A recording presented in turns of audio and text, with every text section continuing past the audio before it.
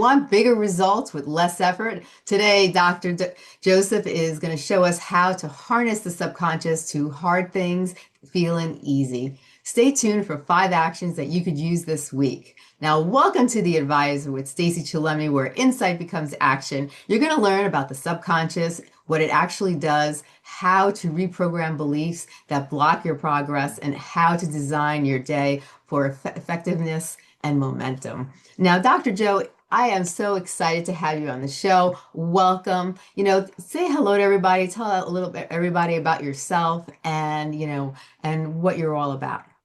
Absolutely, Stacey. It's an honor to get to be here with you and to have this conversation. So gracious for that. And yeah, so hello everybody. I'm Dr. Joseph Drolshagen.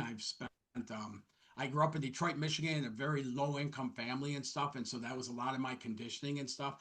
And so I remember as a child, like 9 years old, thinking, man, I'm not going to live like you guys do, because there was so much heaviness in the house all the Yeah. time. And then at 22 years old, I had an opportunity to take over a multi-million dollar construction company.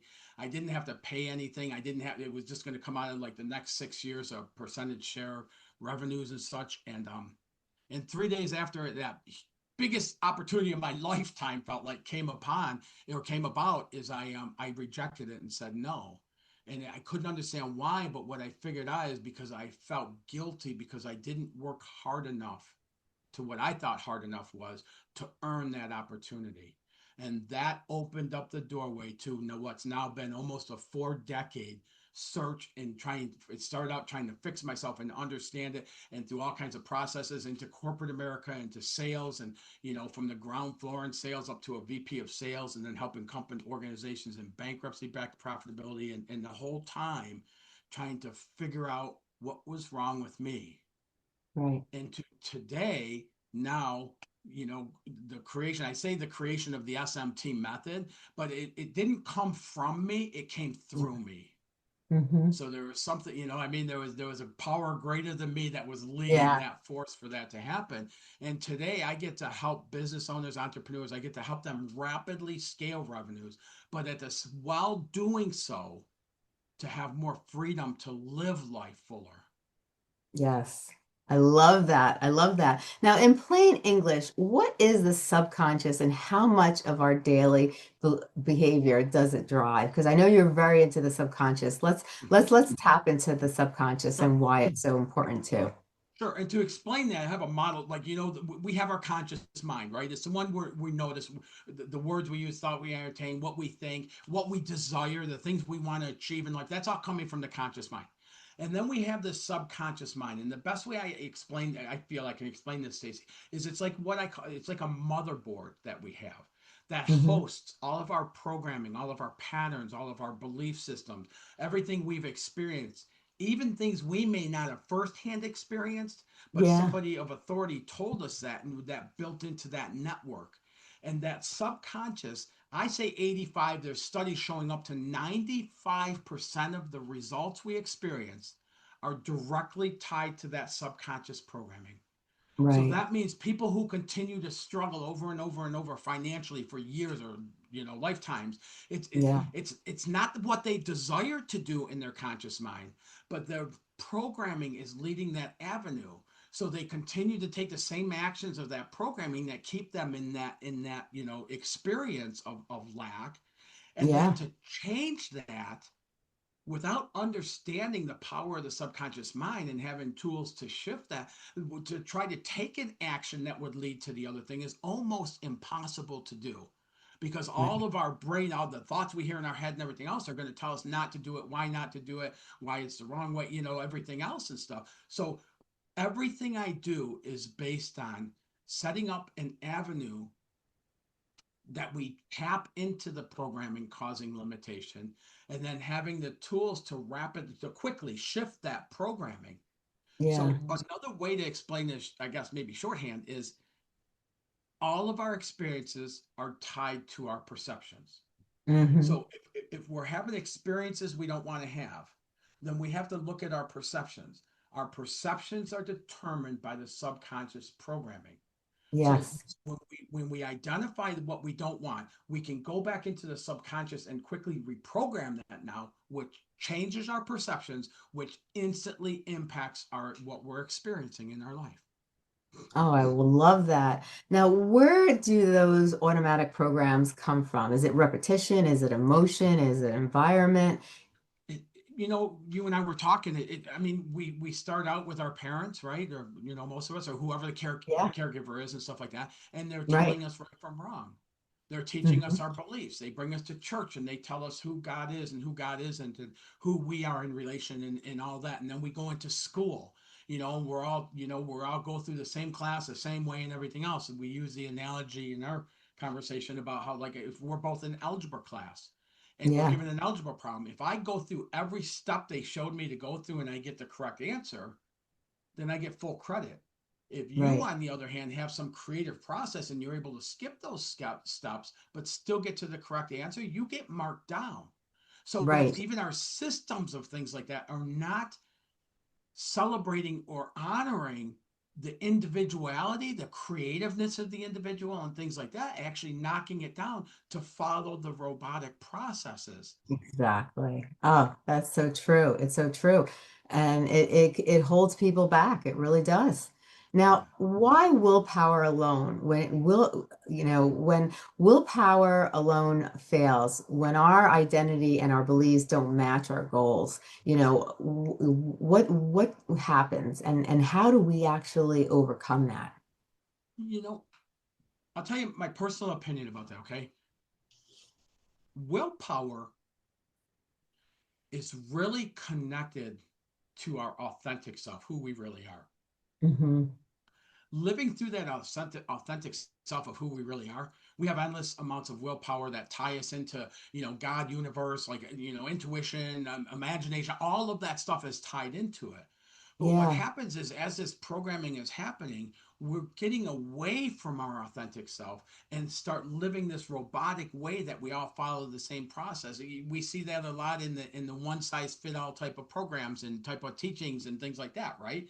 Everybody does Yes. the same thing and it's supposed to get the same result. It doesn't happen, but Doesn't it's happen. taught that way. So willpower is beneficial for us and it grows as we come from that authentic place. But willpower is overall a very weak way of building a life, Yeah. because there's so many more powerful factors available to us.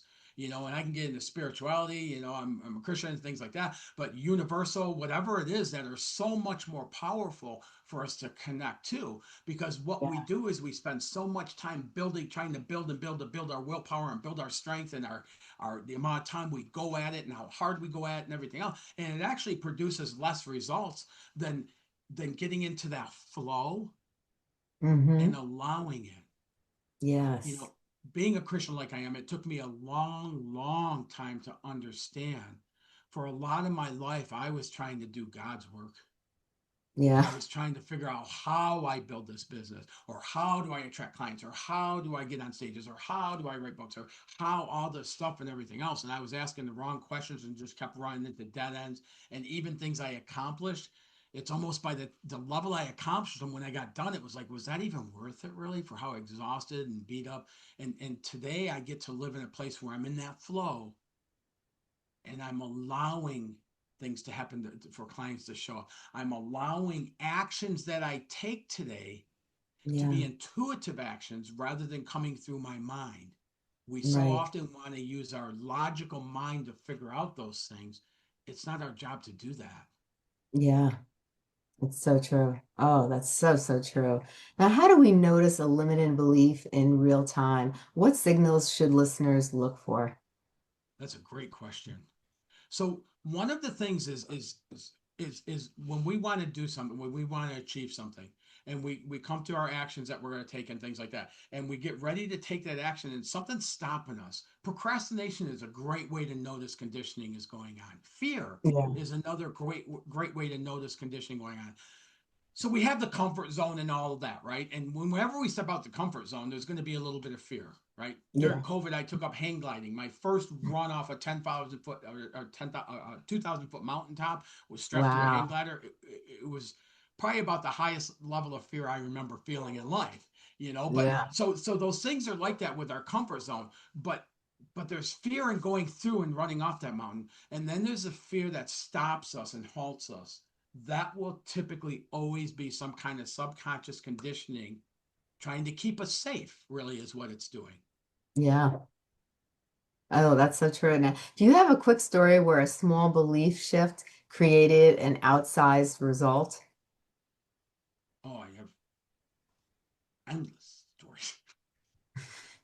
Absolutely. Like with that construction company, that I Yeah. talked about at 22 years old, it took me a while to figure out why am I doing this? Like I couldn't figure it out. Yeah. Why am I doing this? Well, what I Right. ended up realizing is because I was conditioned. A man gets a job, supports a family, and hopefully lives long enough to enjoy some retirement. That work isn't supposed to be fun. That's why it's called work. That if you Right. want something, you got to put everything you have into it, and you got to be willing to sacrifice and give up other things and this and that in order to have it. And that's how I grew up. So something Yeah. coming along with ease, it didn't match. It matched my conscious mind and what I wanted, but it didn't match that subconscious programming that came back and said, no, this is BS. This isn't going to work. This is, Yeah. I just produced published a book a few weeks ago. It sold almost 20,000 copies. Awesome. I could hear a little bit of that subconscious going, no, no, that's not right. That's not right. That's not. But it did. Yeah.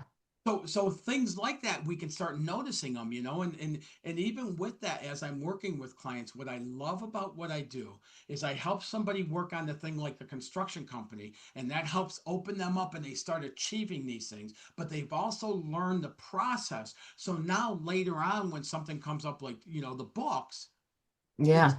easy for them, even if we're not working together anymore, it's easy for them to go, okay, I see what this is. It's another layer. So here's what I do. And I go forward with it, and it puts it to rest.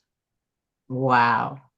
Now, I wanted to ask you, when it comes to your go-to belief rewrite, trigger, old story, new identity statement, walk us through that. Like, what exactly is it, and explain it to us in a little bit more detail. Okay. So you're asking about the shifting of the perception. Yeah, the shifting of the perception. Okay. So one of the things, anything like that, again, I'll use a construction model because that was a good. I'll use one in sales when I was on the Okay. ground floor in sales. Okay. I got to a point, and I got to a point of traveling very, very regularly, 3,000 to 5,000 miles every single week. I would leave on Monday and get back Friday night or Saturday, trying to develop territories.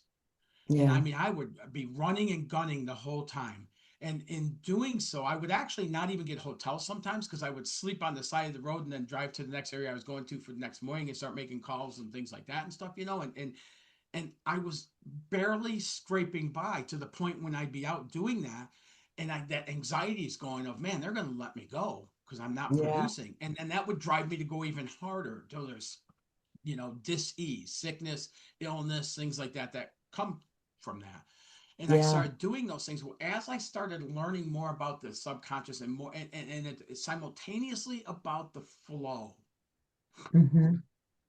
and tapping into that, and having faith in that, all of a sudden I started going, and within a year and a half I went from that place to landing $18 million, $22 million, $25 million year over year contracts in sales, Right. that, and not traveling anything like what I was doing prior to that. And Wow. what happened there is, as I started understanding the subconscious in that process, but also the other side of it, universal principles, God, faith, all of that stuff started coming into it. I started understanding I'm doing so much of what is God's or universe's works in this whole thing. And I'm Yeah. doing it for me. I am such a powerless entity in the entirety of what I can achieve when I'm utilizing all the power available to me. And so I Right. just started shifting that. Instead of traveling 3,000 to 5,000 miles a week, I slowed down. And every client I work with, when we start working together, one of the things I almost always have to do is get them to throttle back a little bit. Wow. And in throttling back a little bit, I would be driving, or I'd be doing what, something, whatever, and all of a sudden I'd get a thought of a quote that I had sent to somebody. And I had Yeah. this happen 3 times in 1 year where I reached out to the person and I go, "Hey, I was just thinking about you. I quoted that." And all 3 times I would hear things like, "Oh, I don't see your quote in front of me, but I'm getting ready to source it." Or, "Oh, I forgot I had your quote," or, "I forgot I had to source it. I better go back and look." And all of those times that happened, that connection like that just came to me, I Yeah. was awarded those programs. Wow. So the programming, when we want something, we got to work harder for it.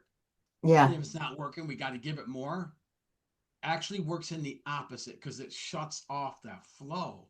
So I Yeah. started learning, when COVID hit, before COVID, I had my business, and within 2 years, I rose above the highest, revenue or salary I had in corporate America and everything else. And it was great. I was traveling across the United States and Canada, speaking and all this stuff. And when COVID hit, I had like 13 talks that I was scheduled for shut down the same day, and we all experienced that and everything. What I Yeah. didn't realize is during that time, I went from being in that flow place and allowing things to happen and having my vision and all that to logical. What Yeah. am I going to do to overcome this? And I started going, Yeah. doing what I do. And do you know, within 2.5 months, I wore through two of the people that were on my team, and they were just so exhausted from how I was driving things. And I didn't even really realize it was happening, Stacey. So Yeah. thank God I had a coach I was working with who at one time, and he this is exactly what happened, is we were talking, and I go, "Man, I just had another person leave." He's going, "Well, why is this happening?" And I go, "Well, I don't know," and this and that. And then, "Here's what we're doing." I started naming it, and he goes, "Stop, stop, stop. That's the way you're doing all of that." And I said, "Yeah." He goes, "I want you to pack up your truck and head to Chattanooga and go hang gliding." And I go, "I don't think you understand." He goes, "I just trust me, do this." And so I did. I went there for 5 days. I ended up taking some launches. And then all of a sudden, one day, I'm setting up my glider on top of the hill, to do a launch. And my phone rings, and it's somebody who wants my coaching. They just found me. I don't know how it happened. They found me. I ended up leaving and coming back home at the end of that week with 3 new clients Wow. that came as coincidence, out of the blue, whatever you want to call it, and they start Yeah. aligning. And what happens is, when we slow down, we start activating powers outside of our own entity to work on Yeah. our behalf and start aligning these things.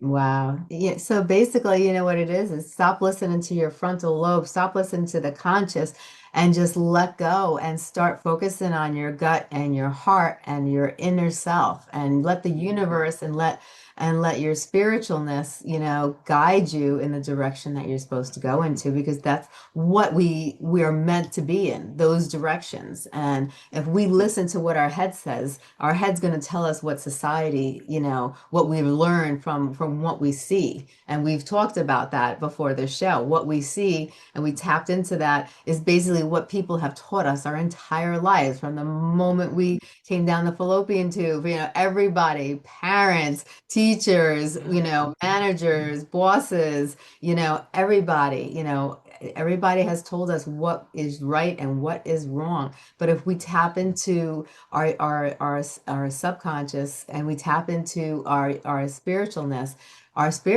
is going to guide us, and that's going to Yes. help us, really tap into our subconscious and really understand what's going on, and with us as a whole. Yes.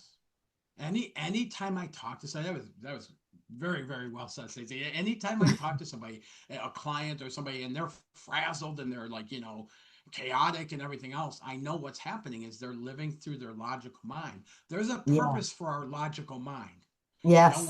When we're tying our shoes, our logical mind goes through the process of how to do that. When we're Yeah. writing something, the logical mind will come out and play into it. So there's a huge purpose for our logical mind. Yes. Mm-hmm. But we've been taught and conditioned to run our life by our logical mind. Even in corporate America, I mean, my Yeah. God, I'm in sales, traveling out building territories, and I'm building 30-day, 60-day, 90-day, 6-month, 2-year, 5-year, 10-year plans on what I'm going to do for sales. I'm coming up Yeah. with contingency plans for if those don't work, and plan A and plan B, which I'll say right out that I do not agree with that even one bit about a plan A and plan B. And the reason Yeah. being, We have a plan A. That's what we really want. And then we have a plan B somewhere below that. Most likely, the best we'll ever do is that plan B.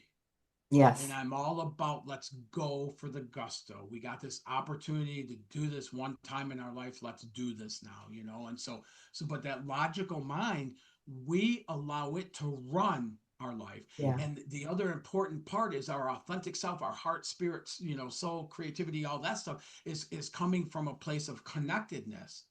Yeah. Our logical mind is coming from whatever's in that programming. Yes. It's so true. It's so true. Now, when it comes to, evidence stacking, like, how to collect micro wins so the subconscious says, this is who I am. Yeah. We so often the squeaky wheel gets the grease, right? Hmm. We so often look at the did I do that? Maybe.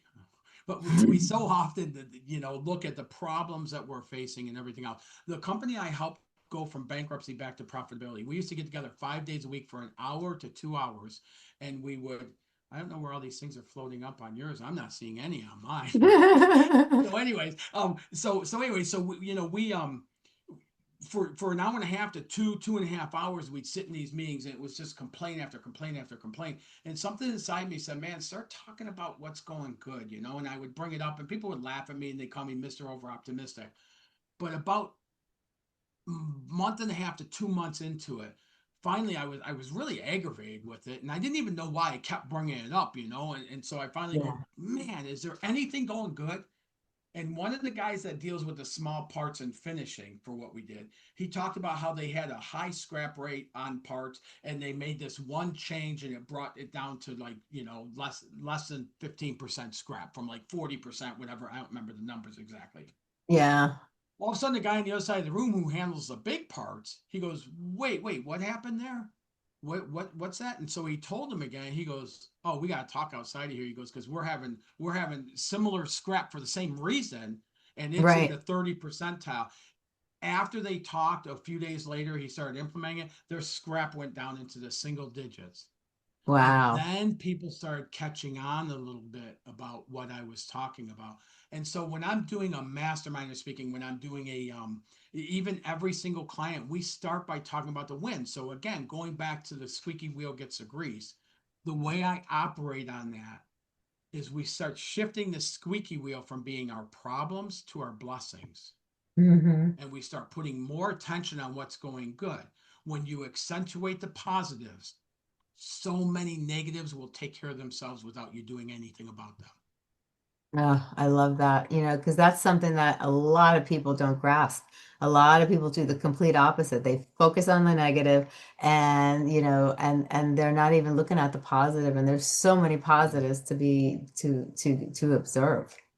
Always, always there are. But what happens is we get to logic, the programming's playing out and everything else. We get fearful, we're nervous about whatever it may be, and all of a sudden that starts building. And as Yeah. as one increases, the other has to decrease. When we Yeah. increase anxiety, fear, doubt, all of that, the positive blessings, the positives have to decrease. And one Yeah. of the other things that comes from conditioning that I have realized over the years of doing this is so often people want to quantify their successes, like, "Oh, I had this little success." And I'll always tell them, "Who determines the size of your success?" And they go, "Well, I Yeah. do." I go, "Well, why do you want to have little, medium, and big successes? Why isn't every success just a bit, a A success big worth win. celebrating?" And start Yeah. helping shift that programming in there. The size isn't what's important, because what happens is we have a success, at least another success, another, and all of a sudden we have this snowball effect of this huge. But it happened by celebrating the individuals, the first success that happens. Yeah. Oh, that is very true. That's so true. Now, but what do you do when the old program kind of pushes itself back, that self-sabotage, when your old behavior starts to creep up on you and it starts to come back to you? Because, you could be doing so well, just like a diet. Like people love diets, but they go on these diets, they're doing well for a while, and then all of a sudden their bad behaviors, they're the things that their subconscious has placed in their subconscious, they get tired of doing a certain way and something just pulls them back into that old behavior again. That's That's what happened to me. self-sabotage. Yeah, that's what happened to me with COVID, and that's usually a lot of times it'll be a situation, a circumstance, something outside of ourselves that happens in that. So one of the things the whole SMT method is based on is we come out of the gate developing what it calls a dynamic vision. Hmm. That's that end point. Yeah. You want a $50 million, $50 billion business. What does that look like? How do you live in that life? What kind of things do you do? What Yeah. kind of people you hang out? And we get that much clarity and feeling tone into that vision. So Yeah. what happens when we're running into these things, Hmm. instead of like, like a situation, circumstance, or condition coming up when as we're going forward into that vision and it Yeah. being all consuming and tear us down and everything else, it's just a speed bump. It's just what it looks like as the vision is unfolding. Yeah. So as we start seeing that more, as we start understanding that, building that vision up and living in that vision, Yeah. those things automatically, shrink down. But then the other side of it is, when things happen, I mean, one of the things I do, if something happens and my mind wants to judge it as not good, Right. I just go, okay, this here is reminding me of what do I want? And I Yeah. go into that side, and all of a sudden, as I start looking into that side, all of a sudden, this side becomes it almost became an assist to help me gear up what I want. So it actually Right. becomes a tool in building even greater into the vision that I want to experience. I love that. Oh my Yeah, goodness. I love that. Now, define ease. What does less effort, bigger results look like in a normal week? yeah. When I was in corporate America, if I had to be in the office 2 days in a row after 5 o'clock, I was Yeah. ticked off. I felt like I was getting taken advantage of. I felt cheated. I was, miserable, everything else and stuff like that. Right Yeah. now, there's times I do my work during the day. I'll do like you and I speaking, or client calls and things like that. And then I'll come Yeah. home and I'll go to the gym and I'll nap, play pickleball, whatever I do and stuff, eat and stuff. And I'll go back, into my studio at like 9, 10 o'clock at night, and I'll Yeah. film until 2, 3, 4 o'clock in the morning. Right. And when I get done doing that, I can't sleep because I'm so charged up and excited Mhm. and stuff. Yeah. That's one of those things when we get on the pathway of following our purpose and our passion for what we want to achieve, those things happen like that. But the other side of it is I have time that I can take off in the middle of the day. I set my own schedule now with my clients and things Yeah. like that, that I can take off on the motorcycle. I can go hang gliding. I can go see I'm a first time grandfather as of 3 weeks ago now, or 4 weeks ago. So, Congratulations. yeah, so that's awesome. So I can go up to Michigan and see them and stuff. And like we have the freedom of living the life we want to live while Yeah. still seeing our business grow and scale. And I'll just say this about that, Stacey, is we can't sit on the couch, binge watch Netflix with bags of potato chips and expect our vision is going to come to it's not a make believe type of a thing. It's about Yeah. getting into alignment with that vision. And all Yeah. of a sudden, we have open time because we're not doing the work that's never been ours to do. Right. I agree. Oh, I agree so much. Now, how do you choose one lever that makes the other tasks lighter? Ask me that again. I'm sorry. How do I choose? So when you think about focus versus force, how do you choose like one lever like that makes tasks lighter? Like how do you choose like what can I do to make life a little bit easier? A lot of times people complicate things and they do things in a way where it doesn't have to be so stressful. There's ways we could do things that could just make things a little bit lighter. We get the same outcome and we don't have to be so stressed out about it. And I see that all the time with people. Yeah. So there's, I mean, multiple things. One of them, coming from sales, the 10,000 pound phone, cold Mhm. calling, right? Right off the bat. That was one for me with the cold calling and stuff. And, and, Yeah, and like, man, I would have to force myself. I'd be sweaty and stuff like that, cold calling when I started doing it and stuff like that.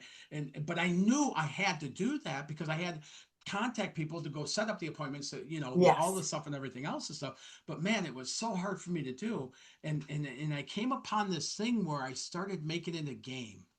So I yeah, started going, okay, I got this list. I'm going to start going for 10 no's a day. 7 no's a day, 5 no's, whatever the number is, and stuff like that.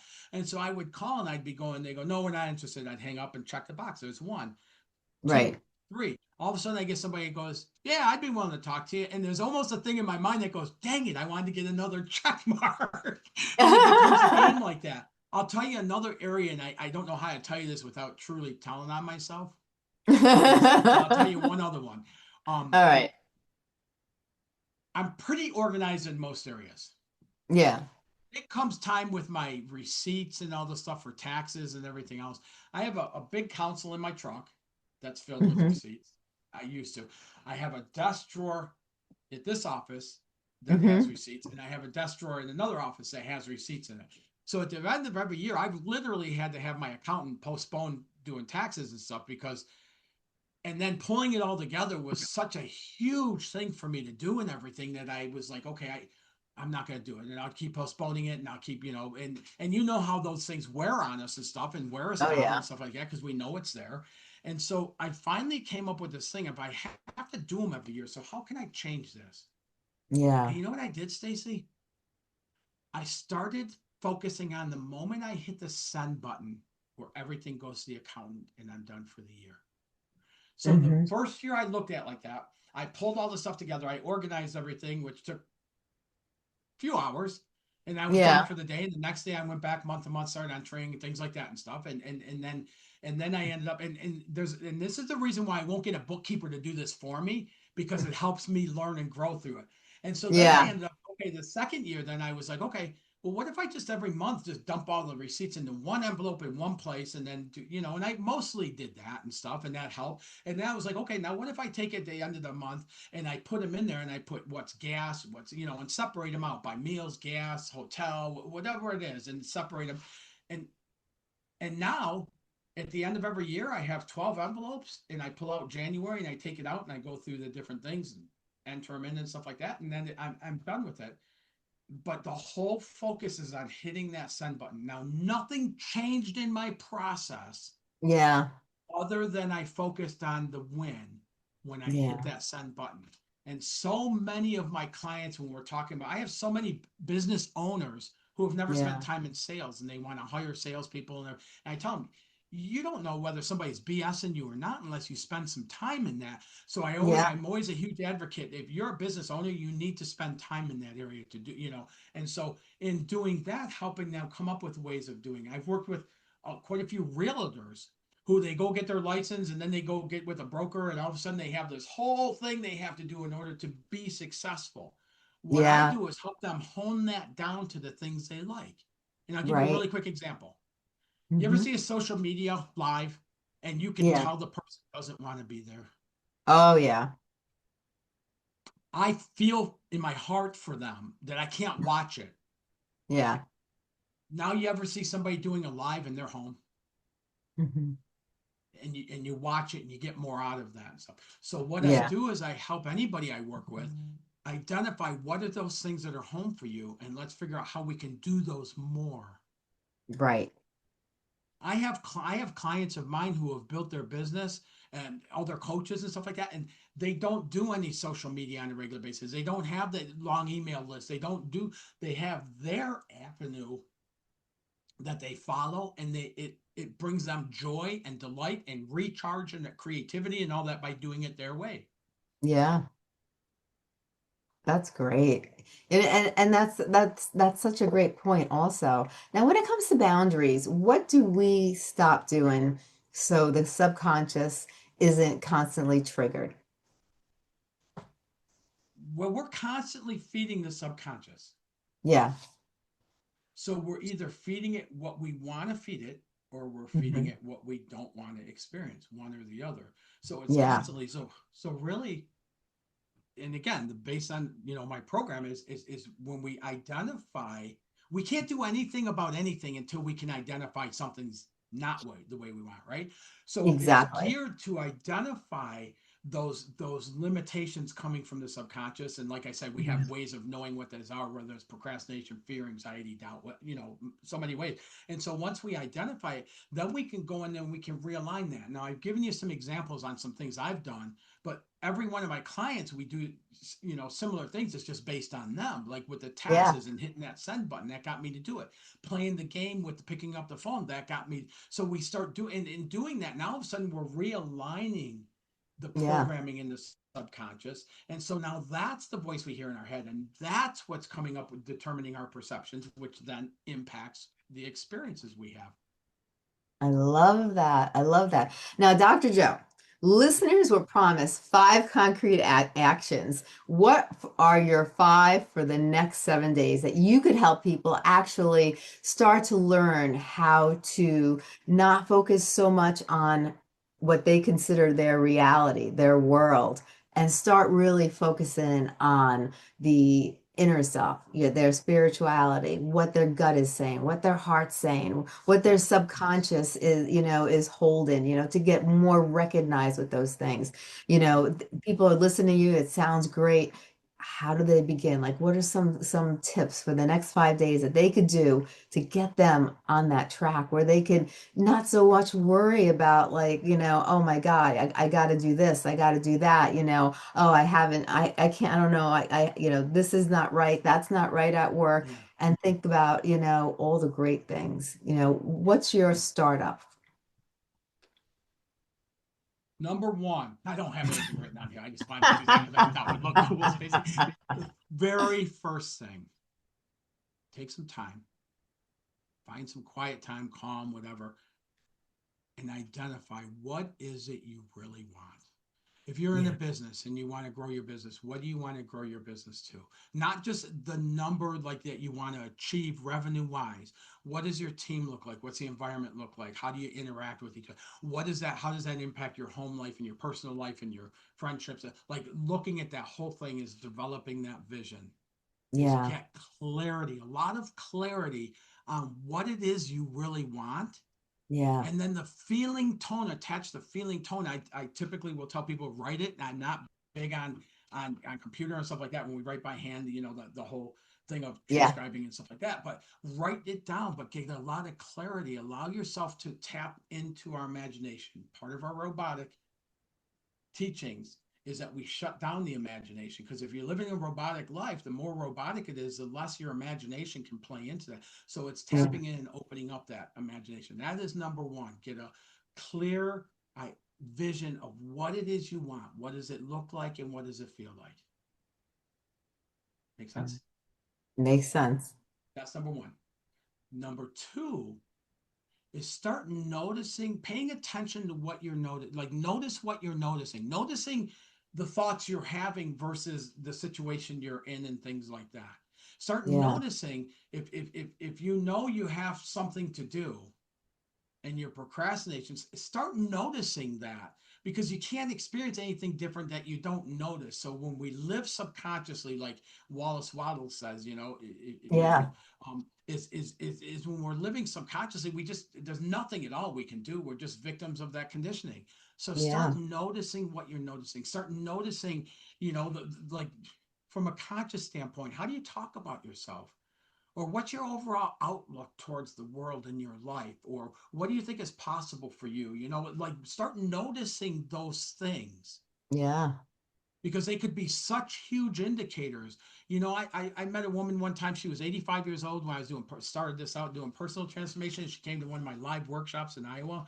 And afterwards, she came up to me and she had tears in her eyes. And she said, Joseph, before I met you, I thought I was too old to dream. And in this 5, 6 months we worked together, she ended up going on 3 of her bucket list items and took somebody with her because of her age and stuff like that, but got to experience that in her lifetime. yeah, So you don't have to figure out how to do it. Stay away from that, but just looking at, like, start, notice what you're noticing. Notice what you tend to watch on TV or what you pay attention to. So many of us are brought into that, constant negative news type of a thing, and we're taught through the media to thrive on that, but it yeah, just squelches our potential of what we want. So that would be right. number two. Notice what you're noticing. Number three, I have to say, I just published this is a great, I mean, it's fully, goes through the SMT method, what I take clients through, and it even has a special bonus thing up here where you can actually go on chapter by chapter, and there's a website you can go to, and it's got like exercises for free that you can go through and start seeing some change happening.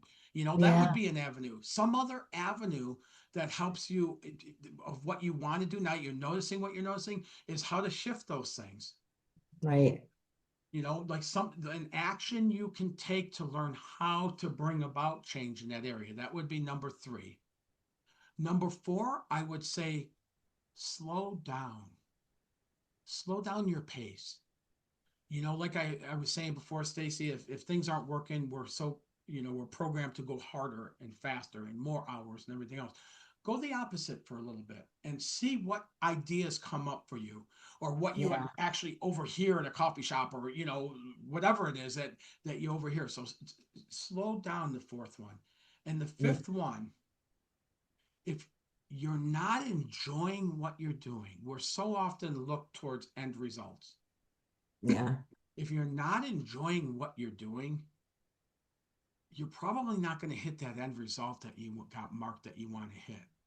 yeah, So start trying to find a way of doing things, even like I talked about with the taxes or things like that. Start trying to find a way of doing, or the phone calls, of doing things that can shift that around how you feel about the things you're doing. The better you right. feel about the actions you're taking, the greater the results you're going to experience with that. That's so And true. then as a bonus to that, anybody can reach out to me at coachwithjoey.com and schedule a 15-minute call with me. Just it's not a sales pitch. All it is to help people from where they are. How can I start shifting this stuff and seeing different experience, different results? I love that. Now, where can people find your book? On Amazon, Barnes and Noble, all that. And I guess I can give you that as far as the link to to put in there and Yeah. stuff to get it. But yeah, anybody can go to. It's kind of hard to remember Drolshagen. It's been very difficult to make this a household name. But I think if you type the SMT method, it would bring up the book and stuff. I And it's love it. available Kindle, hard copy, paperback, and all of them have the bonus, material to it and such. Oh, that's awesome. Now tell us about the services and the things that you provide. Yeah, I will. I have multiple programs within the SMT method. So I'm really all about meeting my clients where they are, Hmm. not them contorting to fit where the program is. So I can do things in various ways that work for that program. Typically, the way it seems like it's worked out the best is Yeah. I have, a 12-week program that we go through. We start learning these tools, we start experiencing changes, we start seeing things happening and stuff. And now Yeah. that we've gotten some time to learn them and play with them and things like that, then we go into a 6-month rapid launch of the Hmm. business. So we start implementing those into it, where we start developing systems of accelerating habits and all of that. That's a different program. And one of the things I have found is when I used to do that with people and coach them, and their business would skyrocket, their freedom of life, their happiness, like people would notice how they're different and stuff. And then a few months, 5, 6, 7, 8 months afterwards, all of a sudden they started going kind of sliding backwards a little bit. And what I realized back then is I didn't have a handoff stage. I didn't have a Mm. stage where they become the champion in it and I become support. So now I do another 12 weeks with that, just for that Oh, support wow. and such. And so, I love that. yeah. Oh, So I I love want to that. make sure everybody, I don't want to work with anybody for the rest of their life. Now, I will tell you, of my clients, a majority of them I'm connected with for the rest of their life, but I don't want to I want to teach people how to do this and learn it and grow. And then from there forward, them have the tools that they can continue up that, avenue. Oh, I like that so much. I love that. I love that. Now, where can people find you? Anybody can go to my website, josephadrolshagen.com, and access, my website has all the stuff there. They can contact me and things like that. But another really good one is that coachwithjoey.com, and then Mhm. I'm all over all the social media things and such. So Oh, I love it. Well, this has been amazing. I'm so glad you came on this show, Dr. Joseph. it's so important that people understand and they get out of that little gray box and they understand that life is not just what's been taught to them. Life is not just what, materialistic things and what other people have taught them that is important. It goes beyond that. What's important to you? What's going to make you happy? What's going to bring joy to your life? Because however you are is going to affect the people around you. So you have to really take all these things in consideration, and you want to wake up in the morning and you want to see the sunlight and you want to be happy with a smile on your face. You Yes. don't want to get up and feel miserable and say, what's my purpose in life? Why am I here? You want to have a purpose, you want to be happy, you want to experience joy, and you want to give joy to others. And that's what I feel like your whole theory is. And it gives you the opportunity to have that. And I think so many people need that. So I'm so glad that you came on the show today to really break it down and explain how people could actually, you just stop for a little bit and then learn these things and really change their Mhm. life around. So, thank you so much for what you do and thank you for being you. And, I really Oh, appreciate you. And this has been a great episode and you're going to help so many people. So I really appreciate you. Thank you so much. thank you, Stacey. It's been such a delight and really an honor to get to be here with you and have this conversation. Like, I love Same. what you're doing. Thank you. Thank you so much. Well, I love what you're doing and thank you for being you. So I really appreciate you. You have a great day, Dr. Joseph. You too.